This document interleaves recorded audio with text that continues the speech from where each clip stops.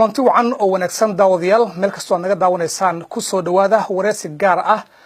oo toddobaadkani uu marti igu yahay Professor Cabdi Ismaaciil Samatar oo barasare ka ah jaamacadda Minnesota ee ku taala dalka Mareykanka. Professor Cabdi Ismaaciil Samatar ku soo dhawaad telefishinka Universal. walaal deeq waad mahadsantahay. intaan u guda galin arrimaha Ethiopia waxaan jeclaan lahaa in professorka aan wax ka weydiiyo socdaalkiisa Soomaaliya waxa uu daarnaa iyo waliba meelaha uu tagay. Professor, Soomaaliya maxaa ku soo aragtay? walaal dad himilo badan ay ku jirto Soomaali ah oo rajo wanaagsan oo qaba in wadankoogu hagaago inteeda badan ay u dadaalayaan laakiin saayna itaal lahayn ayaan ku soo arkay. waxa kale oo ku soo arkay waxa weeye xagga dawladnimada waxoogaa jahwareera oo ka jira oo aan maamulkii una sugnayn qorshe dheer oo laga fikirayo oo tallaabo loo qaadayahayna jirin. maamulkii federaalka iyo gobolladii wadanku ka koobnaa oo xurguf hoose oo foolxuni ka dhaxayso. marka waxa dadweynaha himiladoodu tahay iyo rajadoodu tahay iyo qolooyinka maamulada haysta ama maamulka sare haysta ayaad moodaysaa inay aad u kala fog yihiin walaal. waxa kaloon ku soo arkay waxa weeyaan magaalada Kismaayo ayaan tagay, gaar ahaan waxaan u tagay jaamacadda halkaa laga bilaabay iminka muddo dhowr iyo 10 sanadood horteeda oo si wanaagsan wax u wada. taas ayaan waxoogaa la soo shaqaynayay. waxaan ku soo arkay meesha iyo ardayda iyo macallimiinta magaalada Kismaayo degan jaamacaddeeda inay yihiin dad Soomaali ah oo xalaal ah oo doonaya in dadkoogu wax noqdo. magaaladuna waa magaalo qurux badan oo runtii haddii xoog iyo maskax la geliyo noqon karta magaalo Soomaali oo dhan isugu timaado. marka rajana halkaa waan ku soo arkay walaal. waaye haddii aan u guda galo marka dhanka deegaanka Soomaalida ama Soomaali galbeed qofba sida uu jecel yahay u qaatay waxa maalmahan ka jiray nidaam isbedel aad u xoogan ah. isbedelkaas sidoo kula muuqda? wallaahi waxaad moodaysaa walaal Ethiopia guud ahaan haddaan ka hadalno oo dabeedna gobolka aan ku xigsiino waxa ka socdaad moodaa wax aan hore Ethiopia taariikhdeeda dheer ee 1000 sanadood laga sheegto ama 300 sanadood ugu dambeeyay waxaan ka dhicin inay ka socdaan ayaad moodaa. marka taasina waxay keenaysaa isbedel waaweyn iyo jahwareer fara badan iyo kala miiran ayaa iman doona. marka waxaan isleeyahay rajada Ethiopia gudaheega ka socota waxa laga yaabaa inay dhasho mid Ethiopia oo dadkeega xalaal ah ama Soomaali ha noqdaan ama Oromo ha noqdaan ama Ahmar ha noqdaan ama kuwa kale ha noqdaan inay soo iifaso haddii farsamadeedii iyo iimaankeegii lala yimaado. dawladda gobolka ee Soomaalida Somali region af Ingiriiska lagu yiraahdo waxaad moodaysaa isbedelada dhacay waa meelaha isbedelku ugu xoog badan yahay moodaysaa. meeshaasi rajana way leedahay, rajo beelna way iman kartaa haddii maamulkaas si wanaagsan loo qaabadhigi waayo oo loo qorsheyn waayo walaal. Ethiopia guud marka isbedelada ka socda maanta noo sheegtay ma waxay kula tahay mid sii soconaya ama mid dhicsoodi doona? والله ده تا رجده فوق إلهي بقى بني آدم ما قرن كرو لكن أستانت صعته واحد مودسا لبح حوج أي هردمية حوج صدق حوج به يطاني راحته حوج وحويا دولتي هردت كي هاي سنة أي مدحلي دي يعيدا كي كو هاي سنة ودت كتجريكا ويدوني يكون السيد وصيح هايستان أو خلي الدور يا إما كود مودسا اللي نجح وريرين لكن سلقي يابين يسور على العليان qolada labaadna waxa weeyaan qolo ahmaara oo haysan jiray wadanka intiisii badnayd taariikhdiisii oo iyakuna isla Oromada laga yaabo inaad ka qaadan kartaan horta Tigreega madaxdooda hal maamulo oo laga takhaluso. tasaddexaadna waxa weeyaan dad Oromo ah oo wadanka intiisa badan oo intooda badanna ay muslimiin oo soo jeesta oo iyaku runtii dhuuxu ahaa isbedelkan.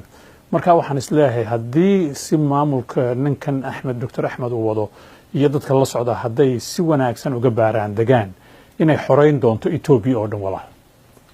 madaxweyne Mustafa Maxamed Umar oo ku magac dheer Cagjar waa nin aqoon-yahan ah oo bartay cilmiga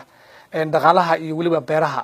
aqoon intee la eg ayaa u leedahay Professor Cabdi Ismaaciil Samatar ninkaasi hadda madaxweynaha ka ah dowladda deegaanka Soomaalida Ethiopia? walaal waxa weeye Mustafa waxaan aqaanay imika muddo 10 sanadood hadayna kaba badnaynba. waa dhalinyartii jigjiga ka soo baxday jaamacadaha gashay degree masters ayuu haystaa dhaqaalaha beeraha ku haystaa. jamciyadda qurumaha ayuu u shaqeeyay magaalada Nairobi iyo Soomaaliya gudaheegaba iyo khaliijka carabta uu ka soo shaqeeyay. marka nin farsamadiisu hay wanaagsan tahay weeye intan ka aqaano nin qiimo leh oo doonaya dadnimo ayaan u aqaanay markii uu shaqaalaha jamciyadda quruumaha ka ahaa marka waxa ii muuqata waxa weeye haddii mabaadi'dan ku aqaanay Mustafa uu ku socdo ummaduna hay barbar gasho in laga yaabo wax isbedel weyn oo wanaagi in ummadda Soomaaliyeed oo dhamaanta gobolka Ummahee Soomaaliya oo dhan u yimaada laga yaaba inkastoo ay tahay in waqti la siiyo madaxweynaha cusub ee dowlad deegaanka Soomaalida iyo dadka la shaqeynaya haddana dadka inta badan waxay isweydiinayaan qaabka ay ku yimaadeen isaga iyo gudoomiyaha Axmed Shide marka hadalhaynta ugu badan waxa waaye qaabka ay ku yimaadeen dhanka dowladda federaalka Itoobiya inay soo magacooda ayaa la sheegaya marka maxaa laga filan karaa labadaas mas'uul walaal waxa weeye Axmed iyo Mustafa waa dad runtii qiimo leh intii hayna madaxnimada tan qaban marka madaxnimada dadka way bedeshaa waxaan rajaynayaa inayna bedelin siday ku yimaadeen haddii laga faaloodo la yidhaahdo jid dadku may dooran anigu waxyaabo badan baan Itoobiya gaar ahaan gobolka ka qoray Soomaalida ma garanayo mar hay dadka Soomaalidu iyo koo madax bannaan wuxuugii si wanaagsan u doorteen ilaa 2000 iyo ilaa 1994 meesha waan tagi jiray muddo caynkaas marka waxaan isleeyahay waxa weeye tanna kama duwana sidii ku yimaadeen sidii kuwii hore laakiinse waxa weeyaan Itoobiya oo dhan baa sidaas Axmed kan ra'iisul wasaarihi sidii ku yimid maaha nin la soo doortay iyo xisbigiisu dad la soo doortay ma marka waxa weeyaan isbedelku had iyo jeer wuxuu keenaa kortimo ayuu keenaa turaanturu keeni doonaa marka waxa weeyaan Axmed iyo Mustafa maxay ummadda Soomaaliyeed gobolka ku degan u keeni doonaan waayo kama duwana sidii ku yimaadeen sidii kuwii hore ku yimaadeen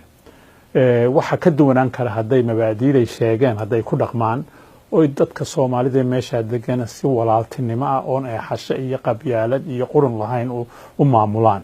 laba sanadoodna weeyaan wax la siiyay dabadeedna inay dadka gaarsiiyaan inay keensadaan baarlamaan iyo ku hay soo doorteen iyo madaxweyne ku hay soo doorteen oo ka duwan wax Soomaali soo maray gobolka ku noolaa intii taariikhda ay jirtay walaal kooxo badan oo isbedel doon ah ayaa jira haddii tusaale usoo qaato sida kooxda Duumadida oo kale iyo kooxda xorriyadda u halgamaysay sida ONLF oo kale haddii marka madaxweynahani ay ka waayaan aragtidooda siyaasadeed maxaa dhici karaya isleedahay waxaan islaahay waxa weeyaan horta Soomaalida gobolka degan inay fahmaan ama Mustafa ha ahaado ama cid kale ahaado ama ONLF ahaade meeshan waa wadan Soomaaliyeed oo ku yaala Itoobiya waaye oo dadku hay wada leeyihiin marka waxa weeyaan haddii Mustafa iyo Axmed iyo kuwa la caana maalay iminka maamulka hay keenaan qorshe ah inay gaadhsiiyaan gobolku si dadku hay iyagoo hore u doortaan cidda u talinaysa iyagoo Itoobiya ku jira talabaadna hay keenaan qorshe ah in tartanka loo siman yahay cid walba ha ka qayb gasho laakiinse waxaan uga digayaa Soomaalida gobolka degan waxa weeye haddii qabyaalad hay la yimaadaan oo xisbiyo qabyaalad ku dhisan hay la yimaadaan hadday la yimaadaan xisbiyo diino kala duwan oo annaka diinta islaamka sanu jeedinayaan annaka soo jeedinay hadday la yimaadaan iyo hadday musuqmaasuqi lagu yaqaan iyo kalidi tashiga lagu yaqaan hadday la yimaadaan waxa weeyaan waxba inoo hagaagi maayaan haddaan Soomaalinahay marka qolooyinkan kale waxa weeyaan ee Dulmidiid iyo ONLF iyo inay Mustafa iyo Axmed iyo wixii la caana maala la falgalaan dadweynahana hay ku iifiyaan in Soomaalinimo loo socdo iyo wadaninimo wanaagsan iyo xaq loo socdo laakiinse ONLF haday tiraahdo annako dad baan mathalnaa gaara sida magacu uu sheegayo waxa weeyaan nasiib darrad mar labaad ku soo noqon doonto wadanka inay ka qayb galaan sidii gobolka loo Soomaaliyeyn lahaa iyo ka qayb qaadanaya isbedelka weyn ee meesha ka socda laakiinse hadduu mid walba goonidiisa xuluf u yeesho waa halkii lagu hooban jiray walaal waay marka ma jira marka nidaam ay isugu imaan karaan ama ogiraan ay kalsooni isu siin karaan tusaale ahaan oo kale labadan xisbiyan soo sheegnay sida ONLF iyo Dulmadida oo kale waliin waxa meesha jooga shacabkii ama taageerayaashii madaxweynihii hore ee dowlad deegaanka Soomaalida Itoobiya marka ma jiraan nidaam ogiraan isku shaqeyn karaan dhanka shacabka waxa weeye nidaamka la isku shaqeyn karaa waxa weeyaan in qorshe degdeg loo iclaamiyo muddo 2-3 bilood soo socda jidka la marayo sidoo uu eeg yahay iyo meesha loo socdo in lagu heshiiyo jidka la marayaa inuu yahay mid xalaala oo islaamnimo iyo Soomaalinimo ku dhisan oo qof walba gabadh iyo wiilba codkiisa uu helayo isagoo xora oon la khasbin taasi waa ta koobaad weeyaan haddii lagu heshiiyo in lagu heshiiyo maamulka hay Mustafa iyo Axmed ka hormoodada yihiin inay xaq iyo cadaalad iyo musuq maasuq la'aan jigjiga iyo maamulada gobolada ka hooseeyaba hay ugu dhaqaan oo loo siman yahay. ta saddexaadna waxa weeyaan in muddo la cayimo marka la qaban doono doorashada iyo axsaabta doonaysa oon ka badanayn 2 ama 3 xisbi hadday ugu bataan oo midkood una qabiilo magaceegid sidan in jidkii la mari lahaa sidaa la sameeyo. haddii taa la sameeyo 2 sannadood waxa weeyaan 2 sannadood oo institutionska ama arkaanta la dhisayo oo loo socdo ciddii dadku hay ogol yihiin inay maamulka ka taliyaan markaa walaal. haddii taa la doonayo u malayn maayo wax adag oo aan lagu heshiinayn inay noqonayso walaal. madaxweynaha cusub Mustafa Cagjar durbo wuxuu sheegay inuu bedelayo astaanta calankii lagu yaqaan dowlad deegaanka waliin wuxuu sheegay in heesta calankan ay noqon doonto heesta calanka Soomaaliya. arrintaas sidee kula muuqataa in durbadiiba uu ku dhawaaqo arrintaas? horta waxa weeye astaantu waxay ka turjumaysaa waxa weeyaan gobol Soomaaliyeed oo dalka Itoobiya ku yaala. marka xidigtii iyo calankii buluug ahaayo daf xagga hore kaga yaala iyo calaamadaha kale xagga dambe kaga yaala waxay mathilayaan dadka oo dhan inay meesha wada leeyihiin. waana ra'yi wanaagsan oo muddo badan loo baahnaa oo horena loo maray laakiinse dhawaanihii dambe tobaneeyihiisa dambe la bedelay. taasi waa astaan wanaagsan waaye. waxaan isleeyahay in laga fiirsado calanka Soomaalida ta loo qaado waxa weeyaan qoloba calankeegu waa cayn inaga keenu waa cirko kale aan caadna lahayn la ay weeyaan bahay. heesta kale waxa weeyaan Soomaali gobonimadooda dhanbe ka soo shaqeynaysa. Soomaaliya toosoy maaha jumhuuriyadda kuwii ku jiray, maaha kuwa Djibouti jooga, maaha kuwa Kenya jooga iyo Ethiopia jooga, waa Soomaali oo dhan. taasina hadday yiraahdaan annagu taasaanu qaadanana in la istooso oo la walaaloobo waa wax xaqa oo cadaalad oo mabda' wanaagsan ku dhisan walaal. madaxweynaha hadda la doortay dadka inta badan waxay sheegayaan oo dhaliila isaga in uu yahay nin horay u soo ciishooday oo walaalkiis xitaa la dilay oo dhibaato fara badan loo geystay. marka dadkaas waxay ka baqanayaan in uu argoosi sameeyo. arrintaas miyay kula tahay inuu sameyn karo?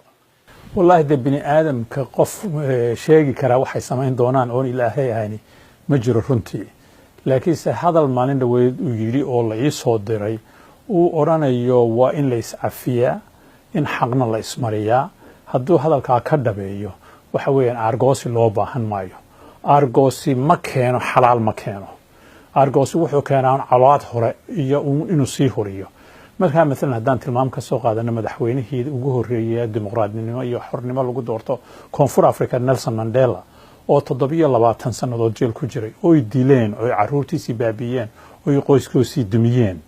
maalintuu ka soo baxay wuxuu yiri wixii hore waan ka duwanaa waayo mustaqbalka muhiima kuwii dhintay inaan ixtiraamno weeye ma soo celin karano. Mustafana walaalkii ma soo celin karo oo si xun loo dilay oo dambi lagu dilay aabihii oo la farxumeeyay waxa soo dhan inuu ka gudbo oo dabadeedna cadaalad in loo maro wixii qofkii dambi galay xalaala oo madax bannaan ee gacan ka rumis ahayn. marka waxaan isleeyahay Mustafa waa nin weyn oo maskax leh inuu taana sameyn karo ayaan qabaa laakiin isagii ilaahiisa u taala walaal. madaxweynihii hore ee dowlad deegaanka Soomaalida Cabdi Maxamuud Cumar waxaa la soo bandhigay isagoo xiran oo ciidamo federaal ah ee garab socdaan. halkii ayaa isleedahay uu ku dambeyn doonaa? أنا waxaan islaahay ninka horta fal badan wuu sameeyay oo ka warhaya anigu laakiinse waxa weeyaan sida loola dhaqmaya waa inay noqoto cadaalada soo socota siday noqon doonto astaanteedii waa inay noqotaa oo marka la dheeho dambiga hadii lagu soo oogay isaguna dambi muu gelin gobolada kala qaar baa galay dawladda dhexe qaar baa galay waxa soo dhan in jid loo maro sameynaya in xaq iyo xalaal hay helaan laakiinse hadii isaga gooni ahaantiisa loo abaaro ceeb ayay noqon doontaa marka maxkamadaha la saarayo hadii maxkamad la saarayo waa inuu la sinaada kuwii dawladda dhexe ka shaqeynayay oo ra'iisul wasaaraha imika jooga oo kamid ahaa ilaan wasiir buu ka ahaa dawladdaas hadii jidka la maro wax badan ayaa hagaagi doona isaguna xaqi u mutaystay ayuu heli doona walaal dagaalo ay dad badan ay ku dhinteen oo u dhaxeeyo Soomaalida iyo Oromada ayaa ka socda deegaanadaasi dagaaladaasi way farabateen maanta ayaa la soo sheegay in 15 qofood oo Soomaali ah lagu dilay mid kamid ah tuulooyinka deegaanka Soomaalida maxaa isdii kartaa lagu xallin karaa dagaaladaasi u dhaxeeya Soomaalida iyo Oromada walaal waxa weeye dadka Soomaalida iyo dadka Oromada intooda badan way barbar tagaan مثلا haddaan tilmaamkaas iyo waxa jirta magaalo Jigjiga iyo Adari ama Harar u dhaxaysa oo Baabili la dhaho magaalada haddaad dhex taagtisan anigu waagi hore isku dhex taagi jiray waxa laga yaabaa dadka ku nool 50% inay Soomaali yihiin 50% inay Oromo yihiin af soomaaligii kuwii oromadii way yaqaanaan soomaalidina af oromadii way yaqaanaan way kala guursadaan waa isku diin waaye layskuma dili jirin reer hebel baa tahay iyo reer hebel baa tahay waxa dagaalkan keenay waxa weeyaan xadadkan wadanka gudihiisa la dhigay federaalka qoloqolada ku saabsan waa waxayna haysta inagana Soomaali weyntii haddaynu nahay taas weeyaan waxa keenay marka waxaan isleeyahay dawladdu waxay wadaa barnaamij cusub oo shalaytadan la ii soo sheegay Addis Ababa la ii soo sheegay sidii Soomaali iyo Oromo loo heshiisiin lahaa si ay walaaltinimadoodii hore ugu noqdaan ayaa jidkayga lahayaa marka dadka Soomaaliyeed ee dhageysanaya barnaamijkaagana waxaan u sheegayaa inay samir yeeshaan inay istaafacaan laakiin sahayna dagaal horin inay ogaadaan Oromadu inay walaalahood yihiin haddii Oromada iyo Soomaalidu hay israacaan sida awal u wada jireen hadday isku raacaan waxaan qabaa inay waji cusub Ethiopia oo dhan u sameyn doonaan hadday iyagu islaayaan kala jabaana waa halkii la rabay markii hore dagaaladan qoladii hore ay horinaysay halkii la mari lahaa ayay ku socdaan hay iska jiraan weeyaan ugu dambeyntii marka xagee ay u jihaysan doontaa arinta Ethiopia